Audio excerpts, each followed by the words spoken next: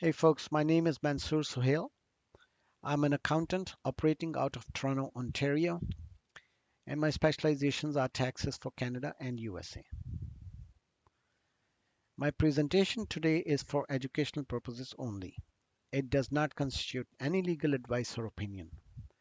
Please do not use any of its contents without seeking a professional advice. I will be talking about formation of corporations today. Issuance of shares.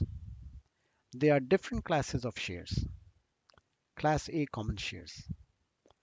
These type of shares include the typical common share rights to vote and rights to receive the remaining property upon dissolution. Class B voting preferred shares. These shares will include the right to cumulative dividend of $2 per share per year. Class C preferred shares. These shares will include a non-cumulative dividend established by the board of directors within 6 months of the fiscal year and be redeemable by the corporation at its option. Have voting rights, eligible to vote, eligible for repayment upon dissolution. Articles of Incorporation. Corporations are formed by registering articles of incorporation. Articles of incorporation contain statutory mandated information about the corporation. Upon registering, they are given a number and stamped with date. Here is the link to Articles of Incorporation. Sections of the articles. Each section of the article requires some information. Section 1, name of the corporation. Section 2, address of the registered office. Section 3, number of directors.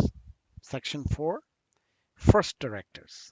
Section 5, restrictions on the business of corporation. Section 6 and 7, shares of corporation and rights and restrictions. Section 8, restrictions on the transfer and ownership of shares. Section 9, any other provisions.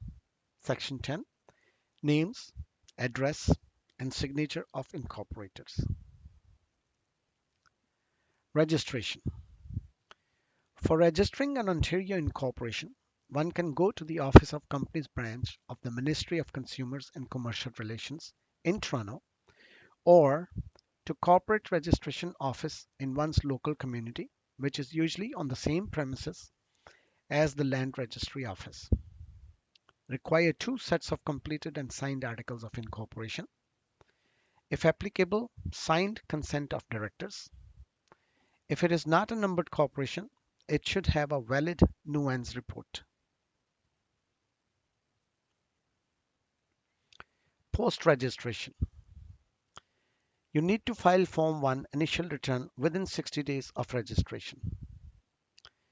Failure to file Form 1 within the specified time can lead to substantial penalties against corporation. Box 8 of the Form 1 requires one to state the number of schedule pages attached to the form. Form 1 may be signed by a director, officer, or any other individual who has knowledge of the affairs of corporation. In case any change occurs in structure of corporation, a fresh Form 1 should be filed with ministry within 10 days of the change. Folks, thank you very much for listening.